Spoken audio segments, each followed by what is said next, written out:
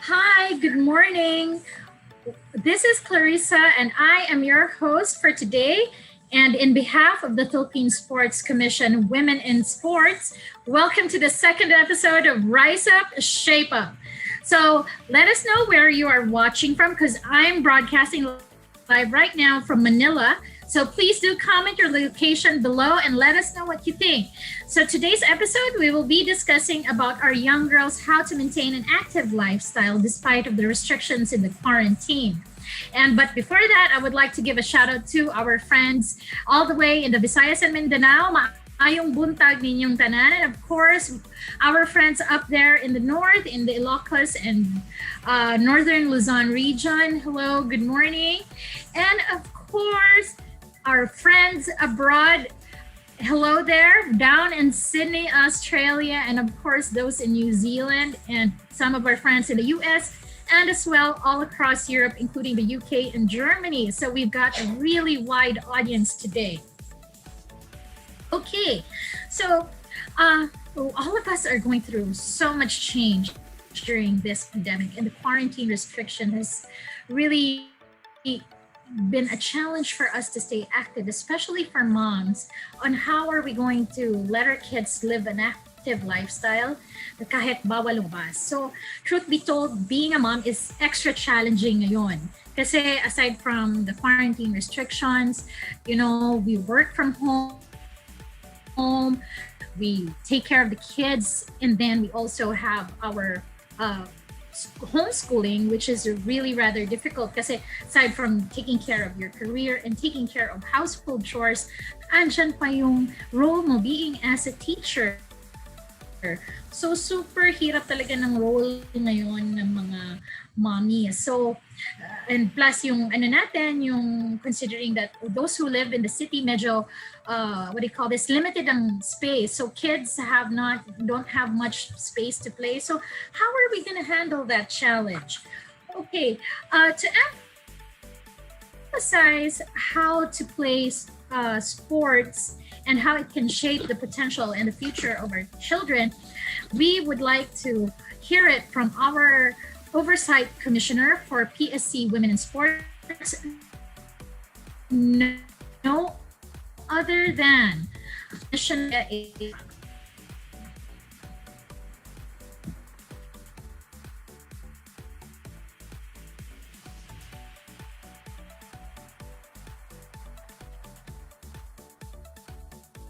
Good morning, everyone.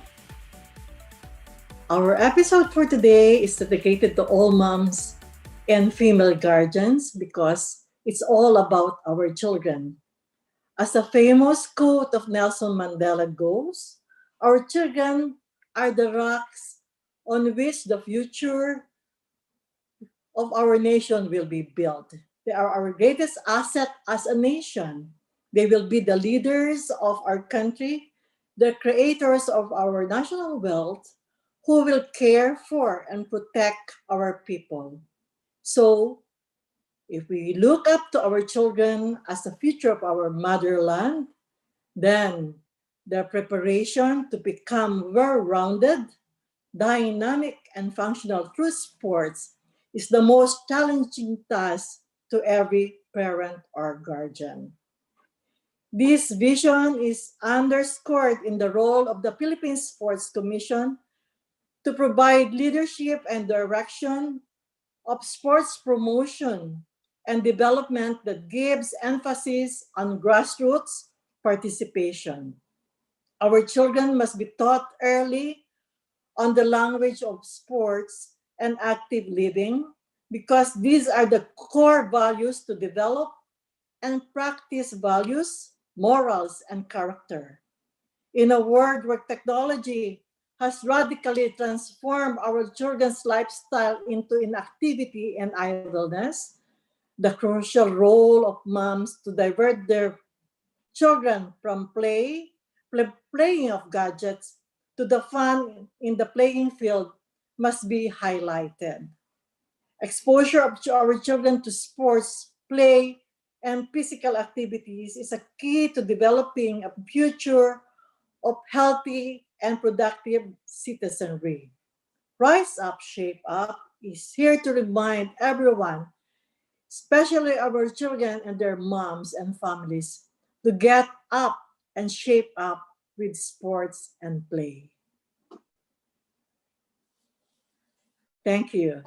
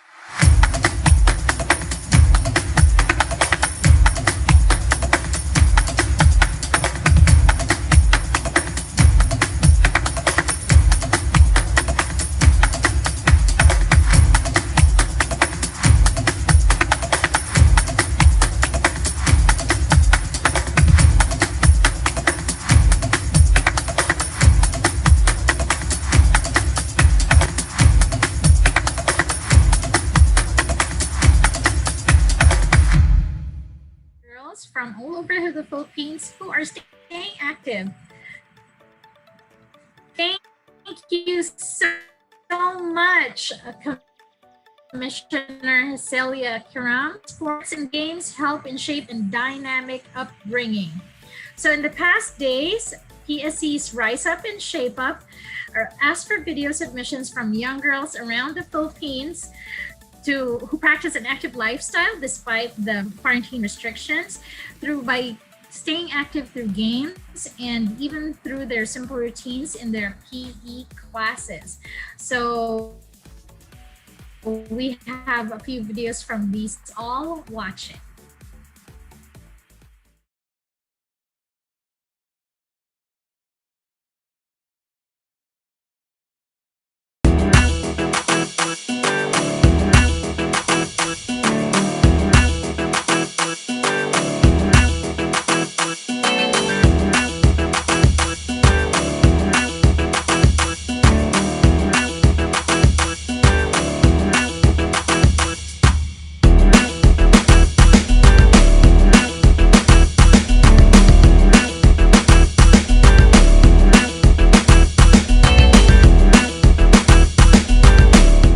Hi, my name's Aliyah. I am 6 years old and I came from Davao City. Even though it's pandemic, we can still do exercise like running, push-ups, and sit-up, and even 100 push-ups sometimes. So people, that means rise up and shape up.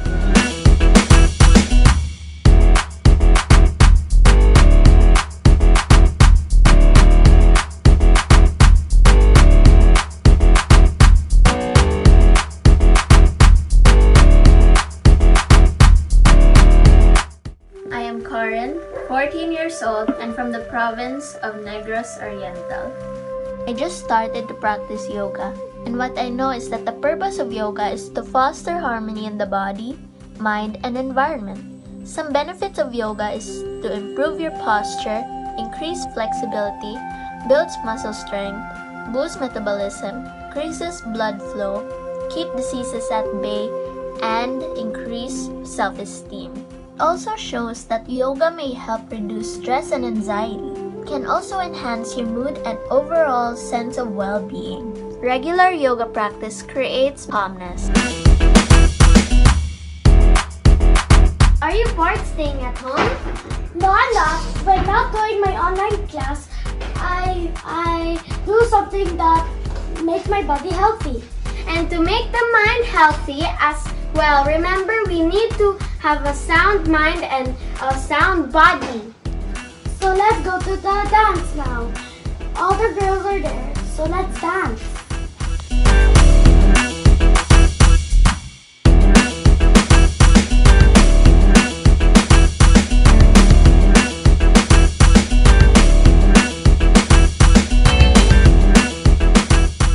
Exercising to maintain good posture is about more than looking good.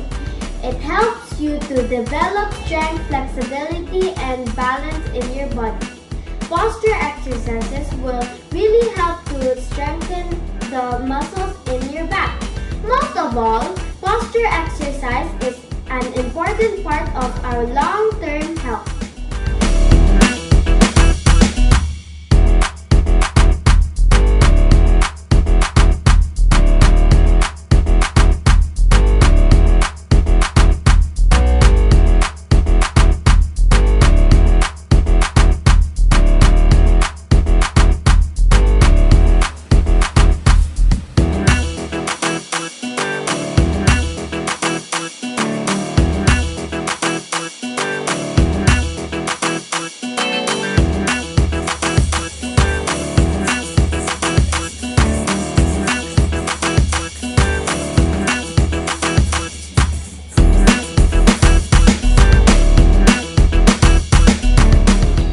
Jogging please. Pak. Talon lang yan, talon. Sandra, go. Loy. Go. Jump. Chelsea. Jump. Loy. Sabel, huwag titigil. Huwag titigil. Huwag titigil. Princess, konting bilis. Konting bilis. Tara, konting bilis. Ako po si Ayana Isabel, 8 years old. Nakatira ako sa Taguig City. Ang gagawin ko po ngayon ay mag-football. Mag-training po ako at mag-dress.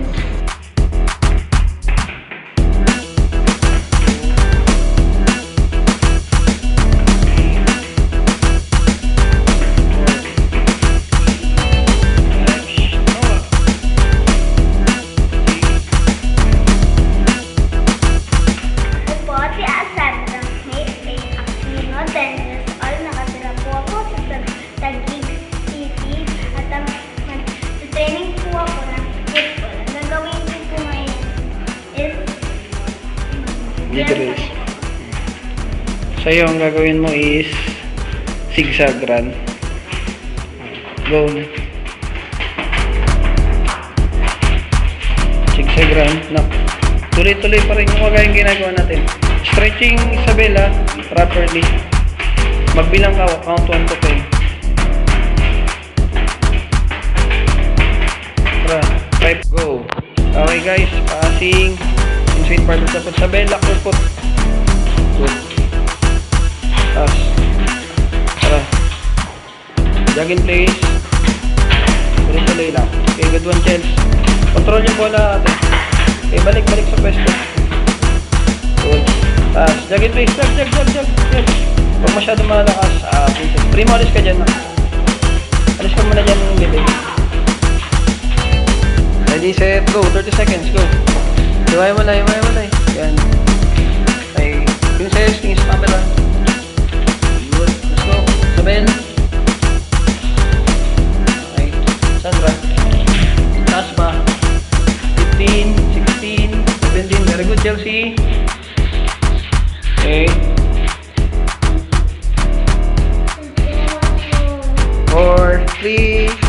everyone. Okay.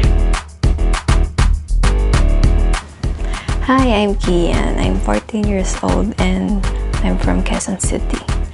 The physical activity that I've been doing this pandemic is swimming.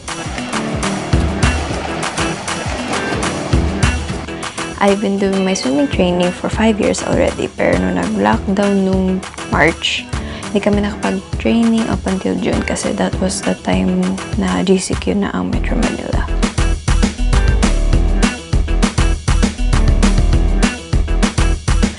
Ang training namin consists of strengthening power sets, pace work, and endurance. I train every Tuesday to Saturday from 3 p.m. to 4:45 p.m. and Sunday around 8 a.m. to 9:45 a.m.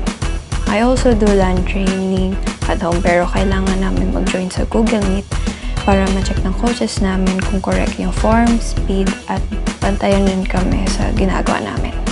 Thank you! Rise up and shape up. Rise up and shape up. Rise up and shape up. Rise up and shape up.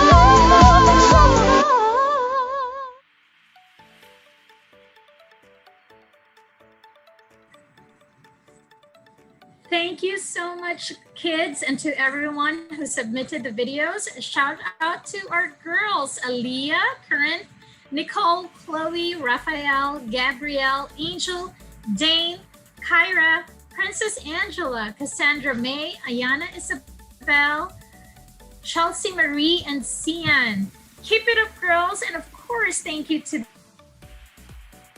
the parents, to the mommies and daddies who took time and effort to their girls' fitness routine. So please do send a heart emoji for our girls who did such a good job in keeping active despite the quarantine.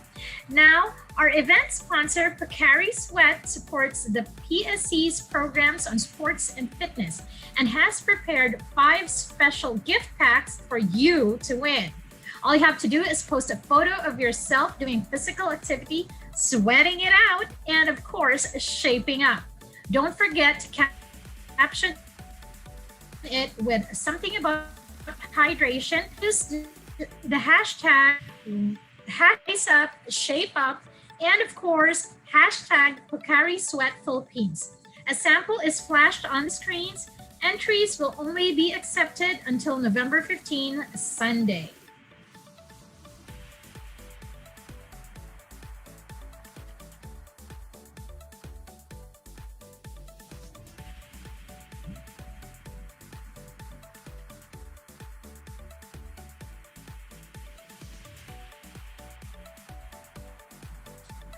Okay, so thank you, Pocari Sweat. Now let's move on to the second part of this morning's program. To explain us more about designing an active lifestyle for our children and of course, so that we could more well-balanced, well-rounded kids. Our next speaker works with children and adolescents and families, and she provides therapy in parenting seminars. She has conducted and co-facilitated workshops for basic play therapy and advocates for the rights of the Filipino child. Let us all welcome Dr. Riza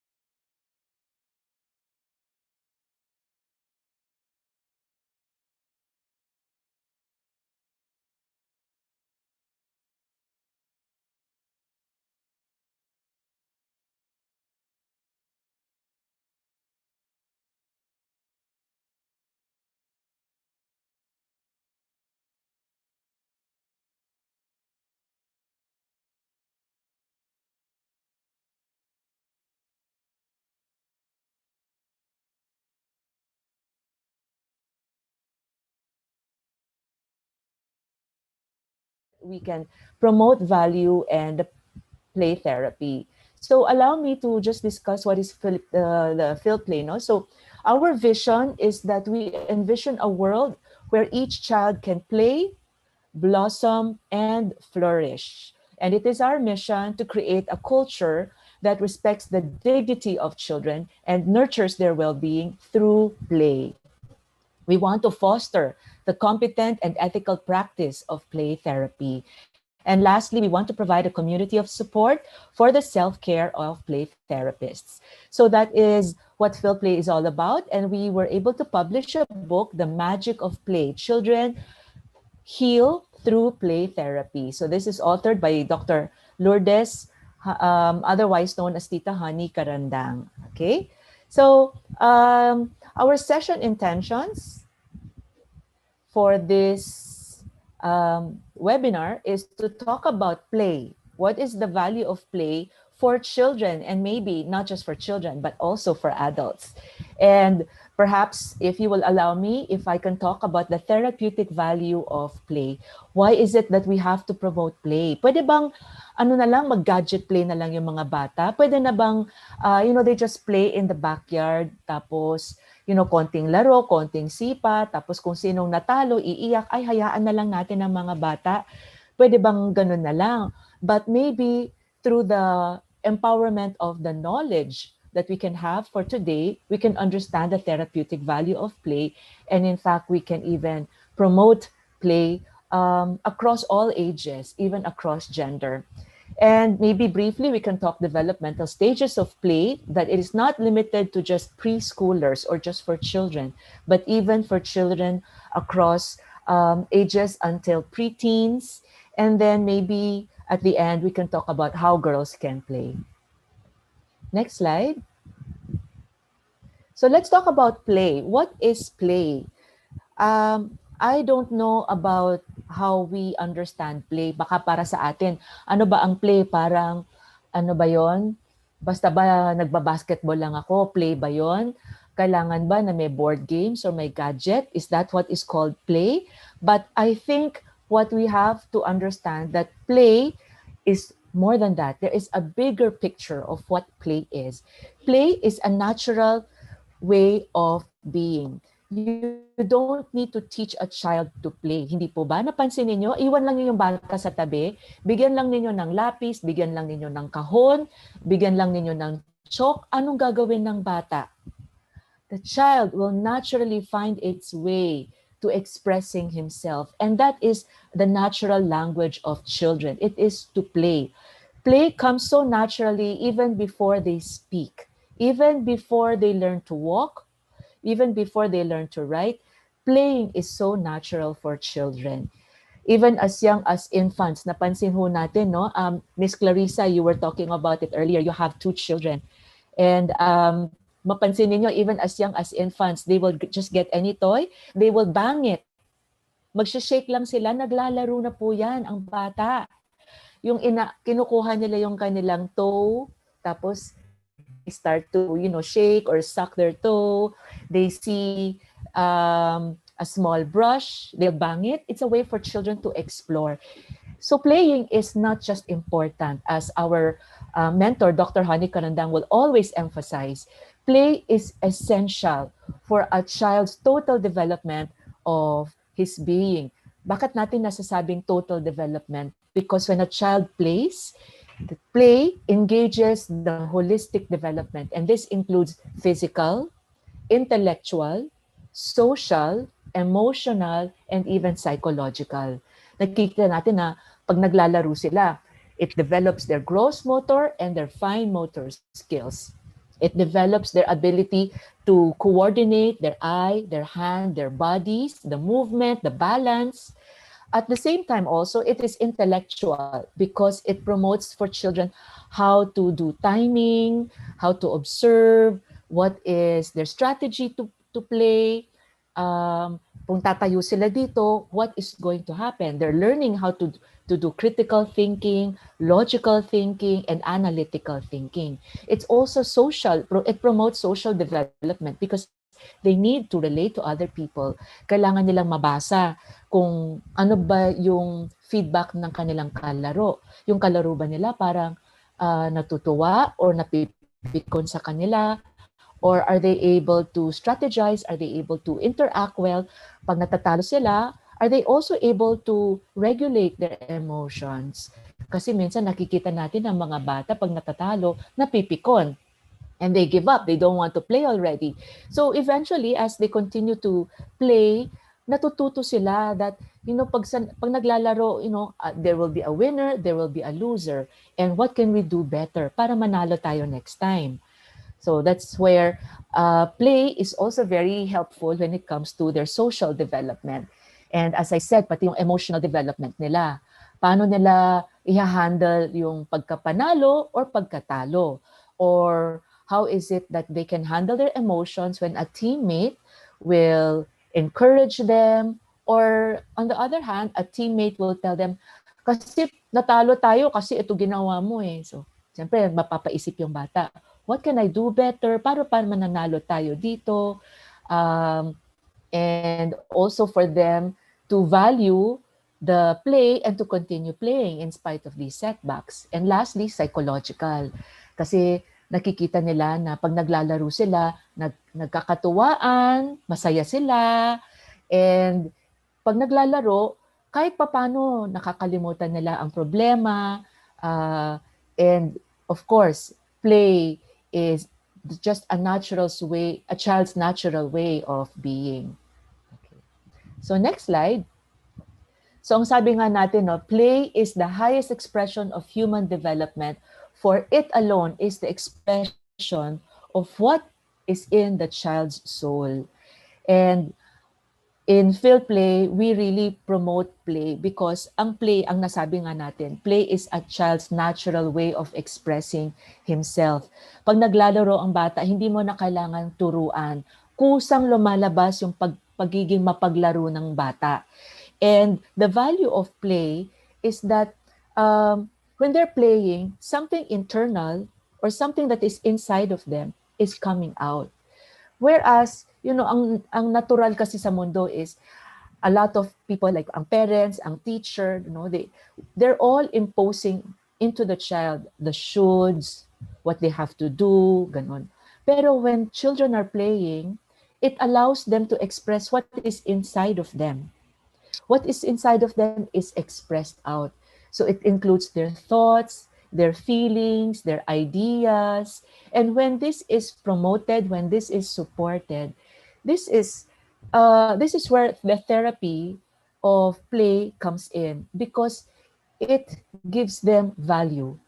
It promotes the value of the dignity of the child, of the wisdom of the child. Pag naglalaro ang bata, normal yun, tama yung kanilang ginagawa, dahil ang paglalaro walang tama, walang mali. Pwera lang if it's an organized game, no? But when you give a child chalk and a carton, when the child is writing on the board, the child is in his moment of flow. Flow is a psychological term when the child is fully engaged in the activity. Yung kanyang 5 senses is fully engaged and the child is present in the activity. So when the child is very engaged, dito mo makikita na yung bata is just being himself. Child promotes the natural being of the child. And again, in play therapy, we promote authenticity in the child, na pwedeng lumabas yung kanyang totoong pagkatao, ang kanyang buong pagkatao. And also, the play allows, as I said earlier, the holistic promotion of all the dimensions of the child's development. Next slide. In this slide po, I just want to inform you kung ano po yung literature that tells us that play is not just play, na parang, maglalaro lang, hayaan mo na ang bata, or patahimikin natin ang bata, maglaro lang siya dyan. Pero the value of play, according to Jean Piaget, play is the children's means of making sense of their experience in order to make it part of themselves. Kung nakita natin, no, pag naglalaro ang bata, minsan they're playing out what is in their mind. And it allows them to make sense of that experience. Yung bang paulit-ulit yung paglalaro nila. Siguro mga magulang napansin niyo bakit yung bata pag nagpapakwento sa inyo ng storybooks, bakit paulit-ulit yung bata? Ano? Halos mag-iisang daang beses na natin binabasa yung story, paulit-ulit pa rin yung bata. Natutuwa pa rin sila doon sa ending ng story or ng video. It's because it's a child's natural way of understanding how the world works. So they're trying to understand at their own pace, with their own language, what is happening externally. So unti-unti ini-internalize nila yung mundo, yung kanilang pagkaintindi ng experiences, and then from there they will accommodate. So accommodation is a term, according to Jean Piaget, na pilit nilang iniintindi. Secondly, by Jerome Bruner, he says, play under the control of the player gives to the child his first and the most crucial opportunity to have the courage to think, to talk, and perhaps to be. Sabi nga natin, to play allows the child's natural expression. So kung hayaan natin silang mag-play, it gives them the courage to express themselves. Nagkaroon ng experience si Dr. Hani Karandang na in one of our play therapy sessions, she met 2 children who came for play therapy, and laking gulat niya because when the children came, they just sat there at hindi sila makapaglaro. Bilang magulang, magugulat tayo because, to play is the most natural, but why is it that these 2 children cannot play? And, behind that, the reason is because the children went through some trauma. And behind the trauma, they were in a frozen state. Hindi sila makapaglaro. Ako din, bilang magulang, pag hindi ko nakikita yung mga bata maglaro, ako mismo matatakot kasi hindi to normal. Parang kung nagkasakit sila at hindi sila makapaglaro, minsan iniisip ko na lang na sana hindi sila may sakit, no? Sana makapaglaro lang sila. And I will be happy because this is a child's natural way to be, for them to express themselves. So I really agree with what Jerome Bruner tells us, that to play allows them to be. And lastly, Erik Erikson tells us that to play allows children to make sense of the world, which is an enormous task for young children. They're constantly at risk of being overwhelmed by events and feelings, especially eto tayo, nasa pandemic tayo. And children do not understand, lalo na yung mga mas bata, no? Hindi nila naiintindihan, ano ba ang pandemic? Ano ba itong COVID? Ito ba yung lumulutang ng mga alikabok? But, children do not understand what is so abstract. And they can really easily be overwhelmed by things that they don't understand. But play remains an indispensable harbor for the overhauling of shattered emotions after periods of rough going in the social seas. So to play out is the most natural self-healing method that childhood affords. So I emphasize, play is the most natural self-healing. And tulad ng nasabi po ni Ma'am Celia, to engage in sports, to be more physical, to play out what is internal or what is inside them. It is self-healing because play is the highway for children to find their pace, to find their rhythm, to find their groove. Next slide. So kung nasasabi ko at nauulit ko lang po, no?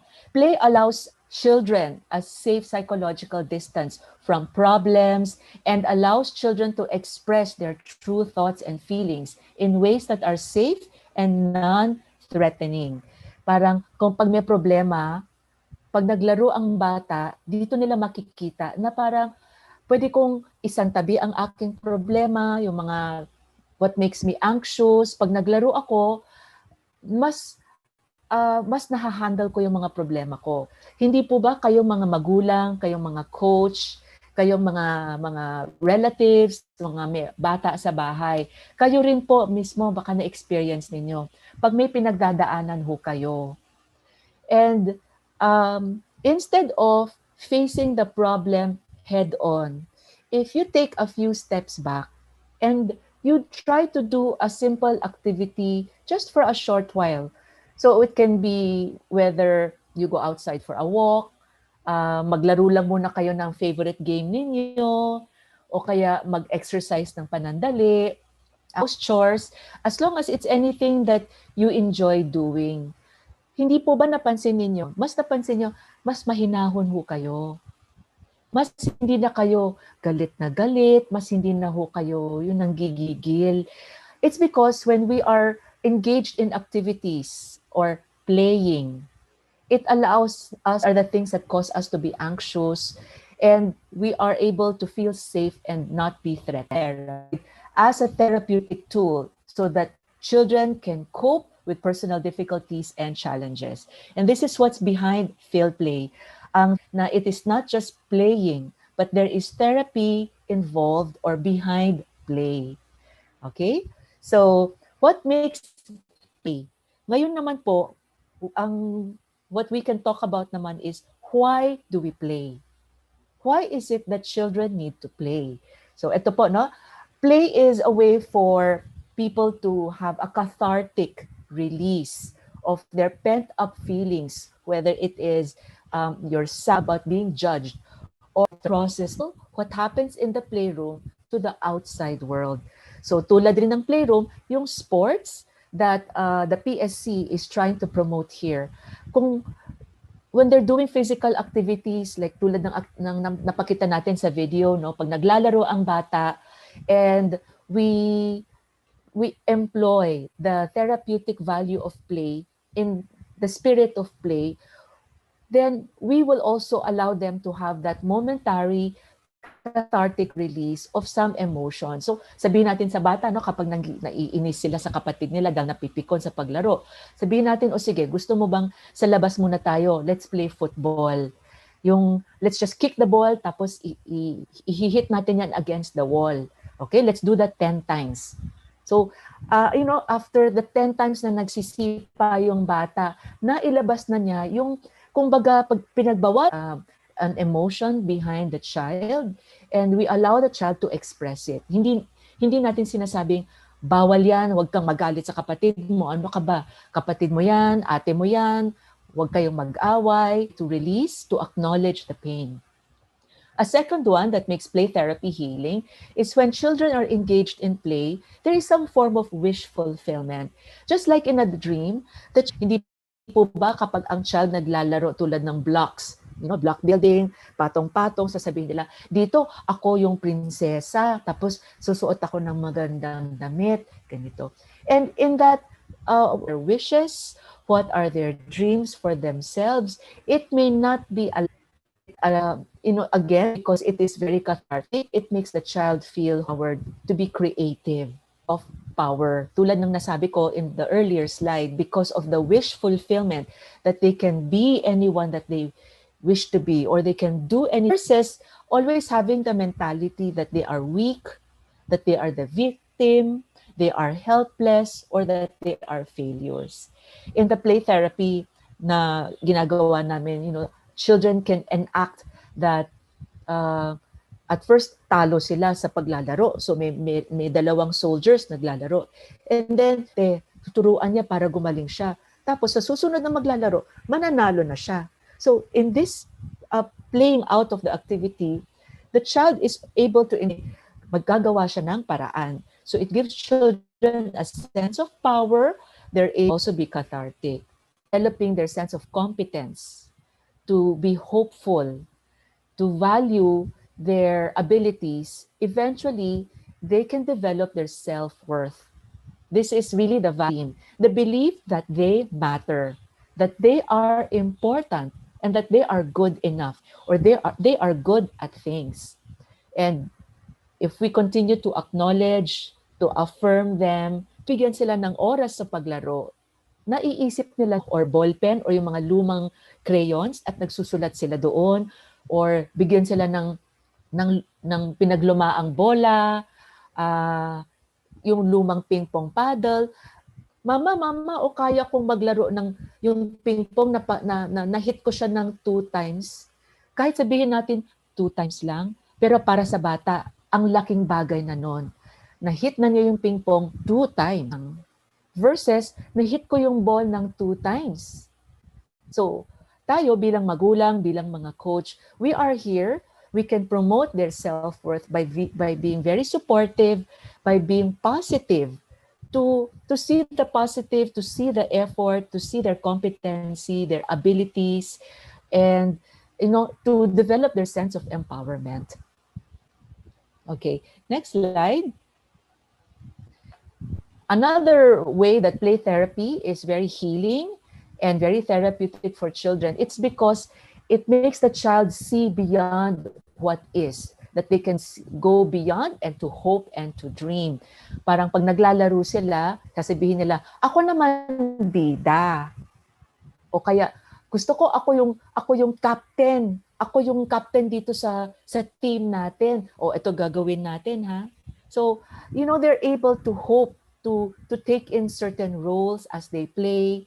And, as they play team by team, na pag nanalo sila, kahit na better, they can improve their play. And lastly, authenticity. A child can play out and express their deepest reality, feelings, thoughts, their needs and wishes, which contribute to finding their voice and their power. Hindi po ba, pag we continue to promote our inner voice through play, through expressing and creating, it makes us be more in touch with my true sense of person, my authentic self. Kasi po ba, kanina nasabi ko, in this world, kasi ang bata is expected na sumunod at sumunod at sumunod lang. But when a child is given the space and the time to be, to play, then eventually, they will find their inner true person. Na ito ako, ito yung gusto ko, these are my thoughts and my feelings. And that includes the different forms of play, which I will talk about later. Okay? So these are what makes play truly therapeutic and the value of play. Huwag ho natin maliitin ang batang naglalaro. Kasi ang batang naglalaro ay naglalaro. And that is a child's role. Sabi ho nga ni Tom Stoppard, no? Because children grow up, we think a child's purpose is to grow up. But a child's purpose is to be a child. A child's purpose is to be a child. Hindi pa ho siya adult. Hindi pa ho siya equipped to be an adult. So hayaan ho natin ang batang maglaro because that is what a child's natural way of being. Okay, so next slide. Dito po, pag-usapan ho natin, how can a child play across the ages? Sabi ko nga natin, you are never too young or too old to play. Siguro pwede ko kung kayong matanong ng sandali and you don't need to answer, but just take a few moments. In what way have you played in the past few days? Paano ho kayo nakapag-engage in activities? It can be physical, it can also be intellectual or cognitive.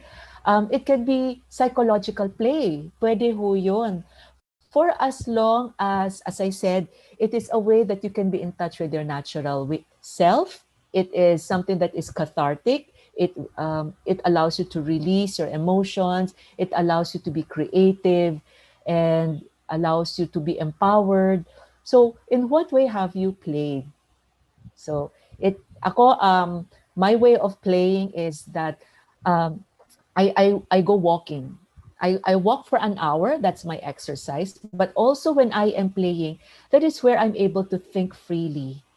Na wala akong iniintindi na anong gagawin mamaya, anong lulutuin mamaya, yung mga anak ko ba, yung asawa ko ba, because I am just by myself. And that is, again, being in touch with my natural self. So that is also play. Okay, so in the next slide, we'll talk about, I will break it up into 3 stages of how the stages of children that they can play. No? So I talk about early childhood, I'll talk about the middle childhood, and I'll talk about the preteens.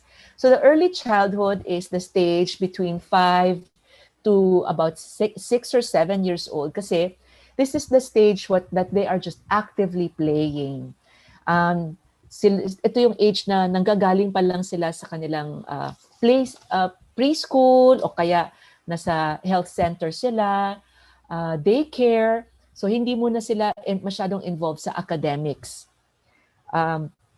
Yung papasok sila sa school, naglalaro, meron silang kantahan, meron silang mga worksheets, and they will listen to the teacher or the blackboard. But we can see that children, when they play, may konting pagbabago ang kanilang paglalaro because in the younger age, where they are just doing parallel play, ang tawag po natin parallel play, meaning I am doing my solitary play, I am probably, let's say, 3 or 4 years old, yung bata naglalaro, pero wala siyang kalaro. There can be a child beside him or her, but they're not engaged with one another. So that is what we call parallel play. But entering already the early childhood stage, they are already performing or conducting what we call associative or cooperative play because it involves interaction between playmates. And not only that, yung paglalaro nila, minsan merong what we call, it's organized. Organized to play together because they need to accomplish something. Maybe to win because it is structured games or board games or meron silang project and they need to communicate and interact with other people. So nakita natin sa video, mga pictures dito, it can be like 4 children, tapos meron silang project, gagawa sila ng kung ano man ang art project nila. In the lower picture, so merong si ate, tinuturuan niya yung dalawang nakakabatang kapatid niya, and they're doing some art painting, o kaya kahit na nasa beach lang sila at nagtatatakbo, that is already associative or cooperative play because it involves playmates. Okay. So, in the next slide, ano ba ang kahalagahan ng cooperative play during the early childhood? This helps children to promote their creativity, their social skills, to regulate their emotion, and most importantly, it develops a sense of autonomy and initiative, which is the primary thrust for the early childhood stage. Kailangan din kasi nila matutunan to be autonomous and to initiate, to be a self-starter. Kasi ang paglalaro po, no, it complements the psychological development of children. And play is a good vehicle for that. Na pag naglalaro, they will come to say, kaya ko yan, gagawin ko yan. Okay? So importante po yan, no? To develop a sense of autonomy and initiative. Kasi kung hindi po natin promote ang paglalaro nila, they will always be stuck with the mentality na hindi ko alam paano maglaro, hindi ko alam, ayoko gawin yan. Okay, next slide. Let's go to the middle childhood. So in the middle childhood, this is this age where children are already in their elementary stage, mga grade 1 to grade 6. So mga nasa edad na 7 to about 9 or 10 years old kasi this is where they're engaged in social play. So, mas kaya na nilang maglaro ng mga structured and in fact competitive games. So dito natin nakikita dito sa PSC where you promote competitive sports. So the children follow rules. They follow the organization, the organizational structure, games, rules, no? And this is where they can already begin to engage in hobbies. Yung bang parang napansin nila na may hilig sila sa pag-basketball or sa pag-swimming, pwede na silang mag-umpisa ng basic yoga, yung running, pwede tulad sa video kanina. These are hobbies that it becomes their introduction to sports. Siyempre, hindi ba? Doon nag-umpisa na nagkaroon sila ng hilig maglaro. At dito natin napansin, because na in the earlier stage, no, na promote natin yung kanilang sense of autonomy and initiative. Coming from that sense of initiative, mapapansin nila na meron silang hilig in a certain sport or a certain physical exercise. So it becomes a hobby. And from that hobby, pag tuluyan natin itong i-promote at i-support, let's give them the right coaches, let's give them the right time, that right training, the right mindset, eventually they can go into sports and recreational activities. So let's focus on the activities that they can be good at, that it can build their competence. So dito sa middle childhood kasi, no, they are at the period that they are focused on education and their social skills, because again, they are in the school setting that society requires of them. Pero pwede natin i-complement ang kanilang focus sa pag-aaral with physical activities para mabalanse rin ang overall development ng bata. So next slide. So in the middle childhood, we want to develop their sense of industry. So yung bang coming from a sense of autonomy and initiative, ang susunod na stage dito is they will develop their sense of industry where they can build their sense of competence. And this is where, as I said earlier, they can develop their competence in a certain sports. It can be also some creative ways like playing. It can be in theater. It can be in some arts. It can also be in some literature. But ang dami pwedeng pasukan ng play therapy, no? But this is where middle childhood stage, dito nila nakikita kung saan sila pwedeng mag-focus. So kayo po, napapansin ba ninyo yung mga anak ninyo, especially in the middle childhood stage, are venue to express themselves? Have you heard them say like, Mama, gusto kong mag-try ng music? Or baka may nasabi sila na, Lola, gusto kong subukan na magpinta o mag-drawing. Tapos napansin ninyo. Okay? So in the next slide, this is where you will see na huwag tayong mawala sa what is so innate in our culture. Dito sa Filipino culture, ito na kinalakihan natin po yung Filipino games. So gusto ho natin i-mention to, no? Yung paglalaro ng mga bata ng luksong tinik, piko, sungka, jump rope. Kahit na sa backyard, pwede ho silang maghanap ng space, kahit na anong materyales na maglaro. Ako po, hanggang ngayon, meron kaming sungka sa bahay. Kayo po ba may sungka sa bahay? Meron ho ba? Huwag ho tayo hindi ko, bilang respect po sa inyo,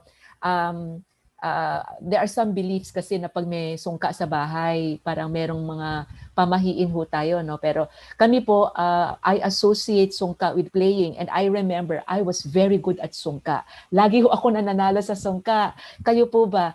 What are some games that you played in and that you have fond memories because you know that you enjoyed playing in the company of your family, of your playmates, and you know you're good at it. Okay? And so hindi lang ho Filipino games, but dito po ang thrust ng Rise Up, Shape Up ng Philippine Sports Commission. Pwede ho tayo mag-engage in running, badminton, kahit na yung simpleng laro na pagsisipa ng bola. These are already simple ways to promote sports and physical activities. And then the next stage is pre-teens. Ito na po yung age between 10 to 13 years old. And at this stage, they're already beginning to express their personal interests and in fact, selective in activities and groups. Yung bang nagyayayaan kayong maglaro, sasabihin nila ayaw nila. Diba? Parang sabihin mo ng magulang, halika na, dati naglalaro naman tayo ng ganyan ayaw na nila. So pipilitin ba natin? Well, respective of their age, when they are already in their preteens and especially entering into their teenage years, they are already beginning to express their interests, their hobbies, and bilang magulang, sometimes we have to give them that space also.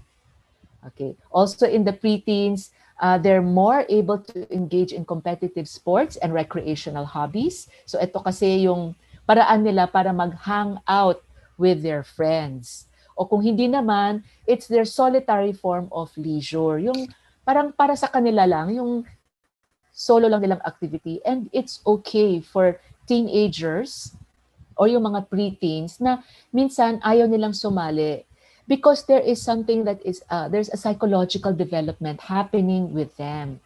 Ano po ba yun? So in the next slide, ma-explain po natin ng sandali, no?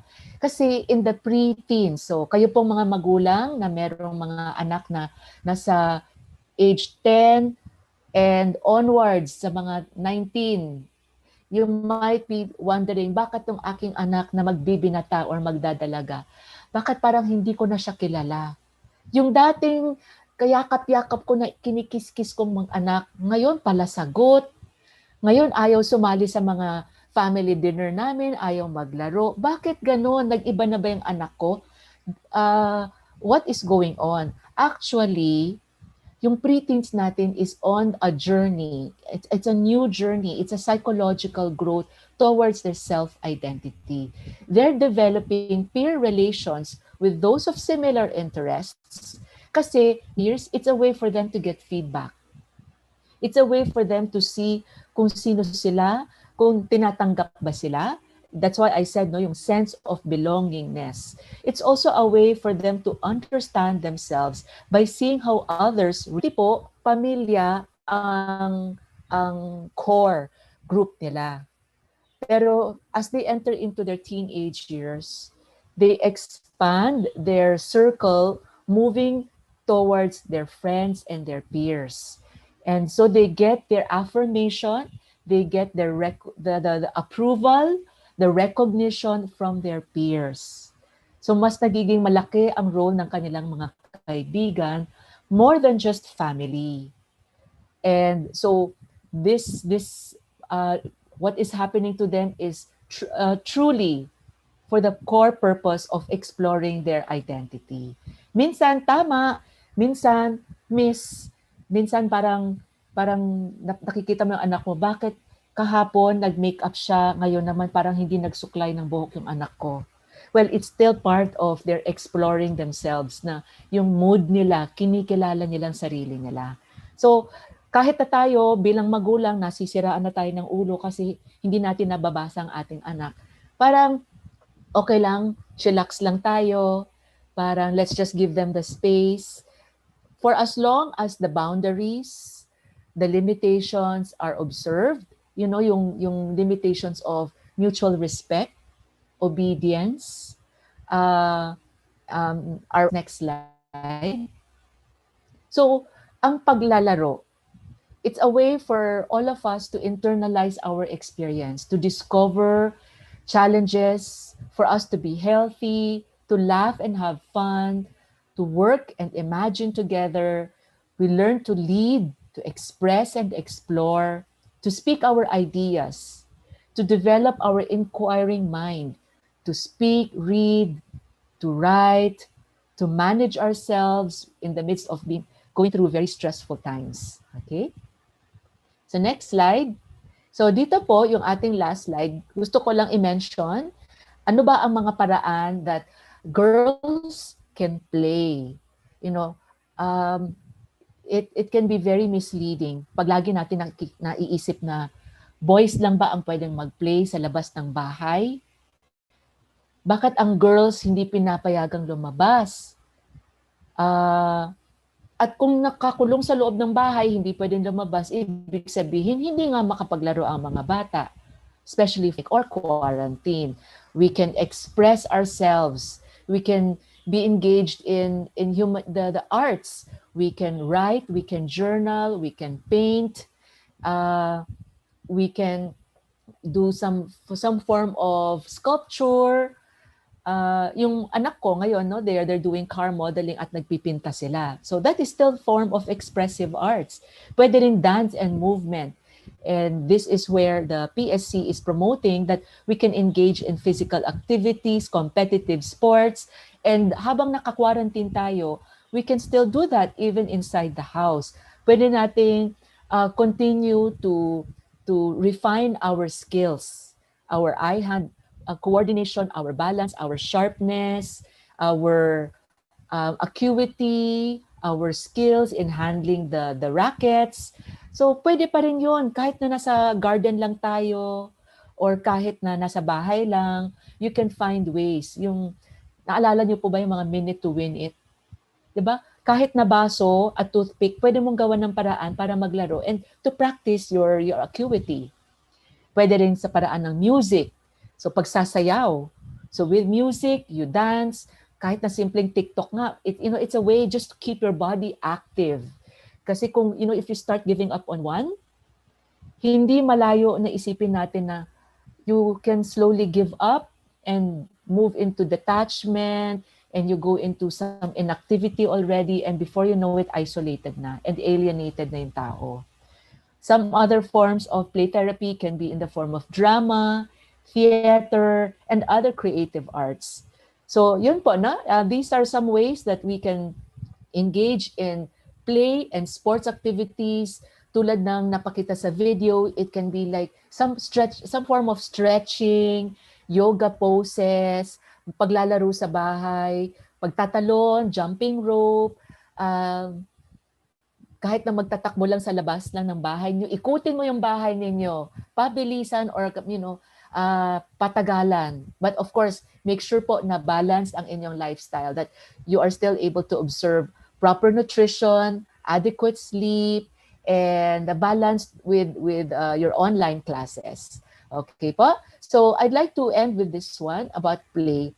Sabi po ni Plato, you can discover more about a child in an hour of play than in a year of conversation. And so in play therapy, when a child expresses his natural way of playing, mas nakikilala natin ang bata. Kaysa pilit na pinapasalita natin ang bata na hindi naman kusa at hindi natural ang paglalaro para sa kanya. Okay? So, maraming salamat po sa inyong lahat sa pakikinig po sa webinar na to and happy playing. Thank you so much, Ms. Riza Nang, for the very insightful webinar. Sobrang ang dami naming natutunan mga mommies. And kahit ako na as a mommy, no, and I've also actually interned shortly for Dr. Honey Karandang.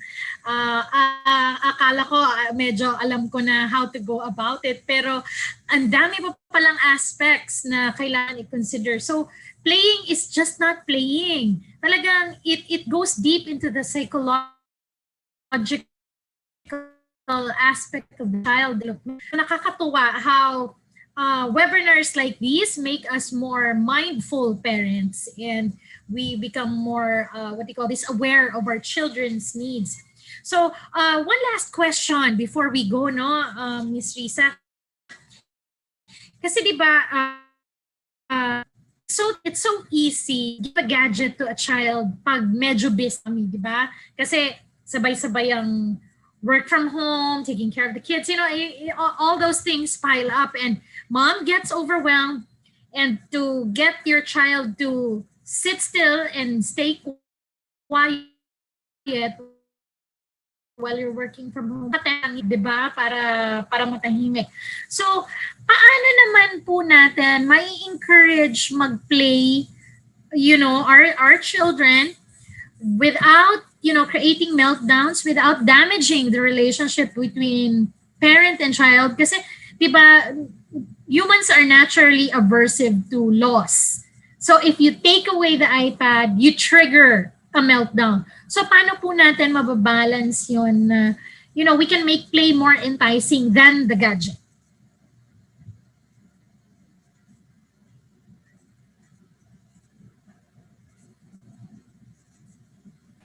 Okay, sorry. So it's really difficult for children. It will be Hello, okay po ba ang signal?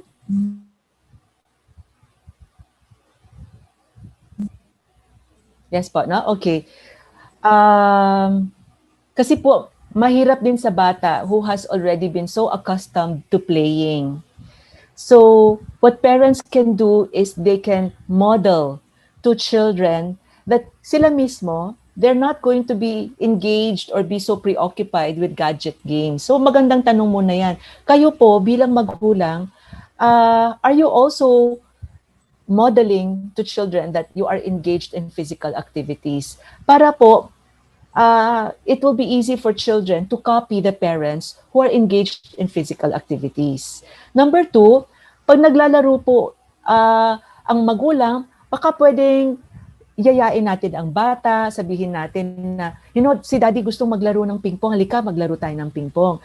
Tapos kung yung bata ay medyo ayaw niya, ganun, bigyan natin ng tips, simple activities to build up on it. Huwag natin kasi bibiglaan yung bata na competitive sports kagad. Let's give them a short introduction to the game, the activity. Let's build on their confidence to play. Kasi minsan din, pag ang bata umaayaw, let's ask ourselves the reason. Why is the child avoiding to play? Di ba po, Miss Clarissa, baka kailangan din natin malaman, why is the child avoiding? Maybe because they feel that they are not good enough. So let's address that. Let's give them little doses of confidence that they can play. And then maybe pwede natin gradually also to introduce them to playing outside para ma-decrease yung kanilang gadget time. Kumbaga, dati, 2 oras silang naglalaro ng gadget games. Gawin natin unti-unti. So, anak, sabihin natin, anak, today maglalaro tayo sa labas ng 30 minutes. Okay? Pero makakapaglaro ka pa rin ng gadget, pero siguro 30 minutes laro tayo sa labas. Tapos sa susunod na linggo, you increase your playtime outside. In that way, the child also doesn't parang hindi siya mabibigla na totally na lang natanggalan siya ng paglalaro. Because, Miss Clarissa, as you said, a child can have a meltdown na parang binigla natin. So, unti-unti, introduce it to them and then give them some doses of success to build on their self-esteem. And then, maybe you can also be mindful of their developmental abilities. Meaning, kapag mas bata sila, baka konting sipa-sipa lang muna. But if they're older, you can introduce more rules na kaya nilang sundan yung rules na yan. So, that's how we can make it easier for children not to have a meltdown when they want to be more engaged with gadgets is to, number one, as parents, we also have to model that we are being engaged. And number two, let's give children some doses of play, na huwag natin sila biglain, but at the same time, let's build their confidence to play. Okay, thank you so much, Ms. Riza, for that very insightful answer. So as much as we would like to delve in further and discuss this further, unfortunately, medyo kapos na po tayo sa oras. But hopefully, we can have you over again next time. So thank you so much. To see you soon again.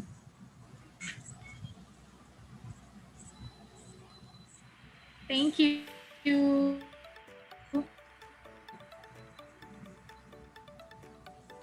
So that was a very insightful discussion with Ms. Risa Nang, and I have learned so much, and I'm sure kayong mga mommies din, marami din kayong natutunan over this course of webinar with Ms. Risa. Now, shall we move on for today's mindful practice? Of course, we will give the floor to our yoga and meditation teacher, no other than Miss Eileen Tupas.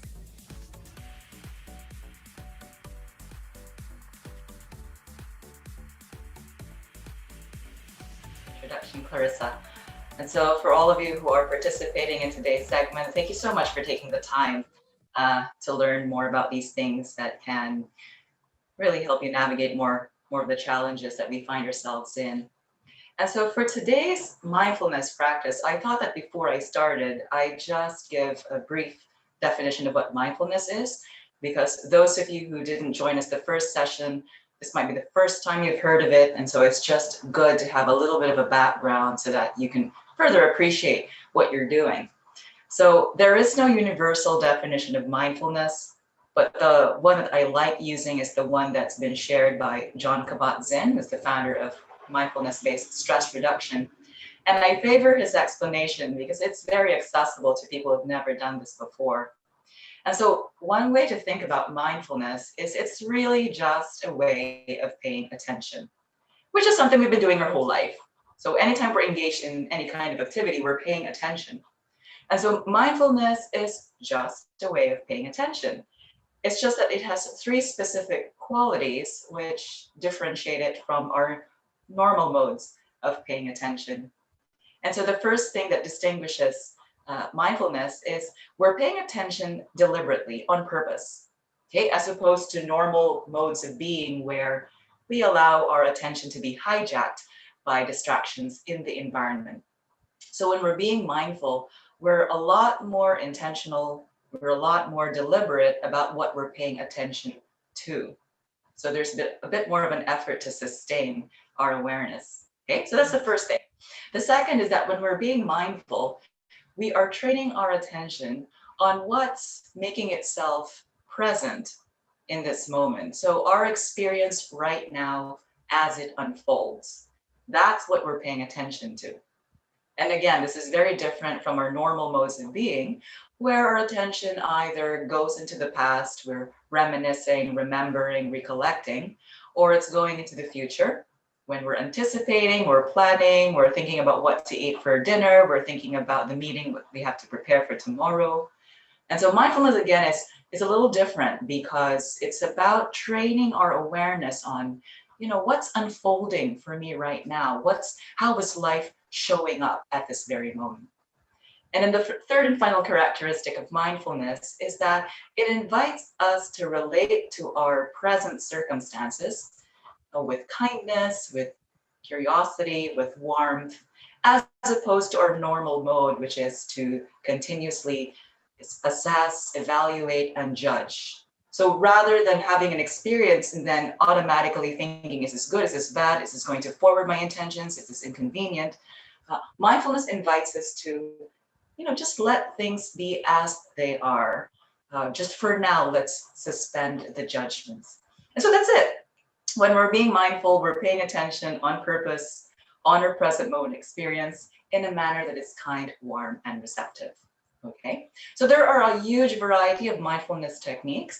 The one that I chose for us this morning, I chose for two reasons. Okay, one has to do with relevance, because many of us right now, this morning session was geared towards parents.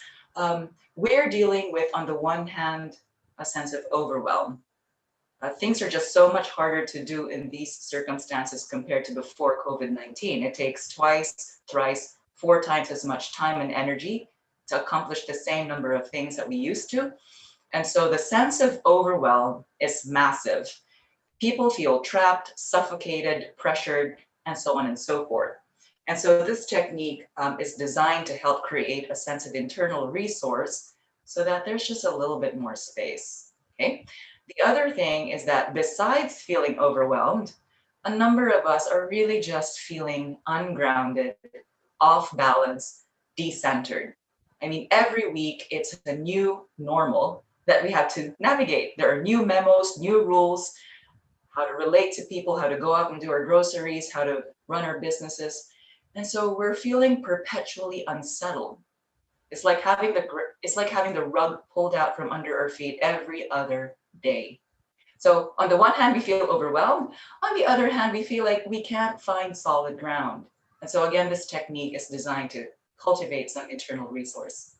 And the final reason I chose this technique is because since Dr. Nang spoke about play therapy, this technique combines mindfulness and also the imagination. So it's going to call in our imaginal skills, our ability to visualize. So it's just a nice way of concluding today's session. Okay, so this particular technique is something I learned from Bodhi Badenoch, who's a senior meditation teacher, and it's called the Earth and the Sky meditation. Okay, so that's what we're going to be exploring.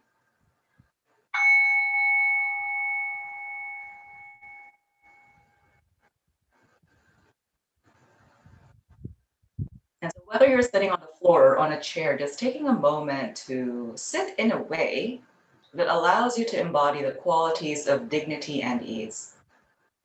So just allowing the spine to be long and letting your chest be open. And just allowing your shoulders to gently drop down towards the ground away from your ears. You can soften your gaze, just letting your eyes rest on a point 2 to 3 feet in front of you, or you can close your eyes altogether. Now let's just ease into the practice by taking 3 rounds of the breath. Just breathe in through the nose, feeling your stomach expand. Exhale through the nose, feeling your belly moving in towards the spine. 2 more times, breathing in through the nose, breathing out through the nose, inhaling and exhaling.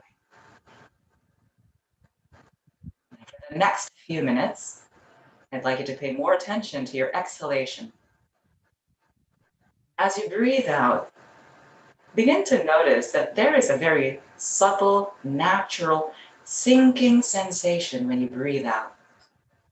Like the whole body just relaxes downwards into the ground. And so as you breathe out, I'd like you to connect with that gentle, rooting, grounding, sinking sensation. Every time you breathe out, just surrender some of that sense of burden you've been carrying. Just surrender all of it to the ground that's underneath you. And with every exhale, really begin to connect with the qualities of the earth, whether you're feeling it through your buttocks if you're sitting on the ground, or if you're feeling it through your feet if you're sitting on a chair. With every exhale, just being present to the sensation of the ground underneath your feet or your sit bones. That sense of being held by something steady and stable and unyielding. And so with every exhale, connecting with the qualities of the earth. And you can imagine yourself as a tree, spreading its roots down into the ground. And with every exhale, imagine your roots growing stronger. And so that whatever winds blow your tree, whatever typhoons, whatever hurricanes strike at your trunk and at your branches, you're holding fast into the earth. Just taking a few moments with every exhalation, connecting with the qualities of rooting, of grounding, of centering. You can pause and you can just feel your feet. The earth will always stay underneath our feet. And you can rest on that. And so just connecting with that sensation, that firmness, and just allowing the earth to carry you gently. And just staying with these associations for the next few cycles of the exhale.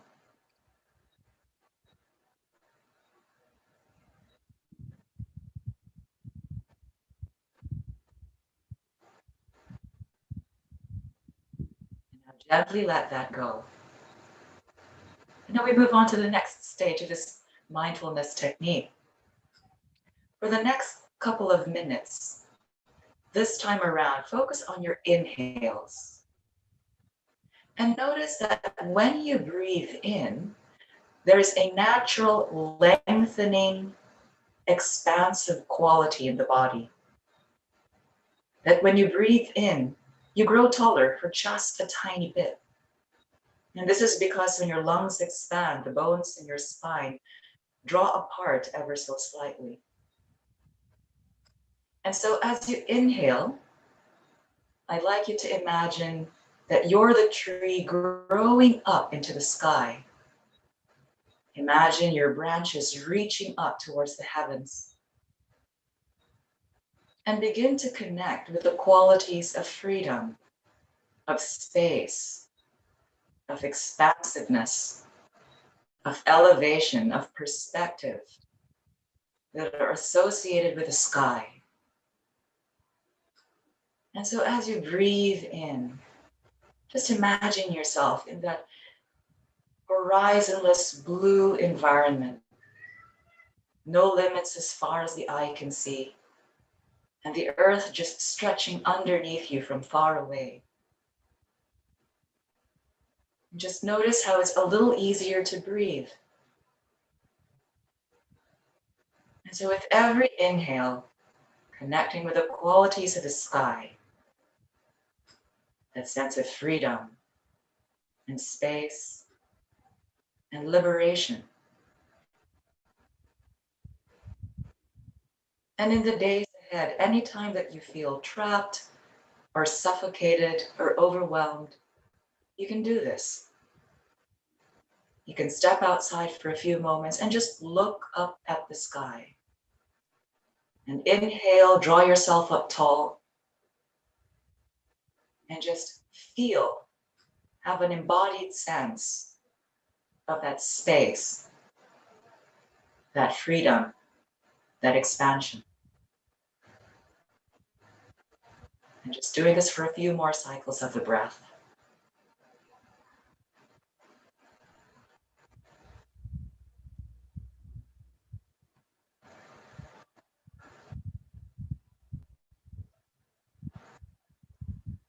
Now let that go, and we'll go to the final stage of the meditation.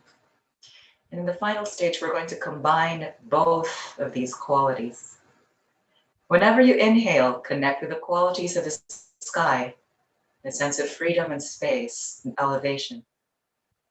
And every time you exhale, connect with the qualities of the earth, that sense of grounding and rooting and stability and safety.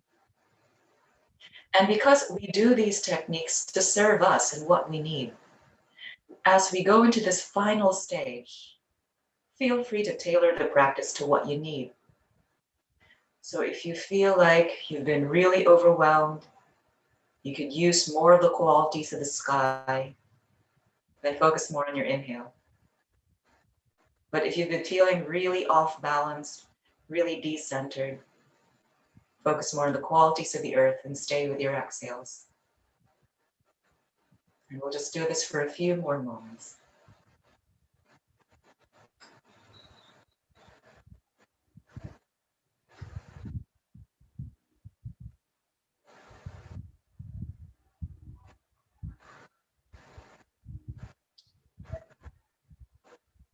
Breathing in, connecting with the qualities of the sky. Breathing out, connecting with the qualities of the earth. And this is what it means to be human. We're creatures of both heaven and earth.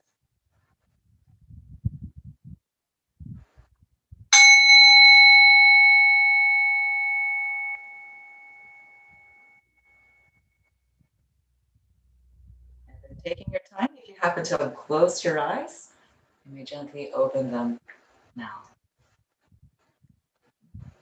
So thank you very much. I hope you found that technique useful, and I hope it will serve you in the days ahead.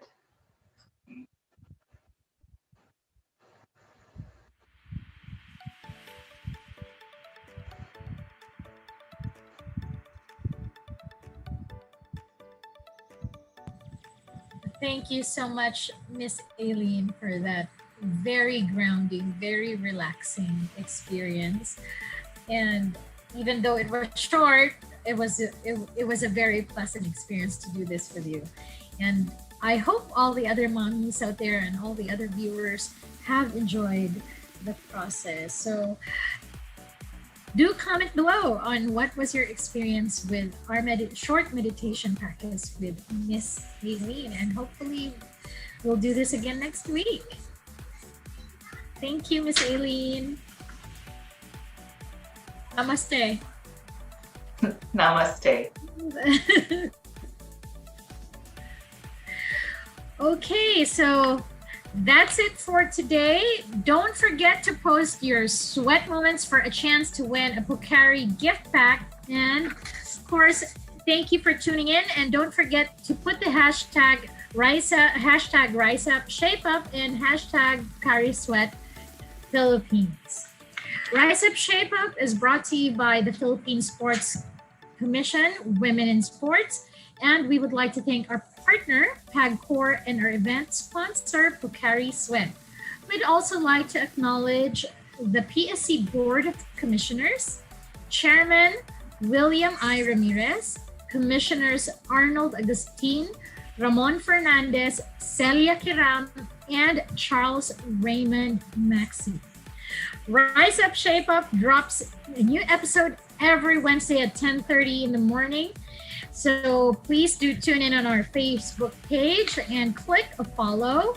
Turn your notifications on and don't forget to follow us on our other social media pages. Thank you so much and see you again next week. Namaste. Rise up and shake.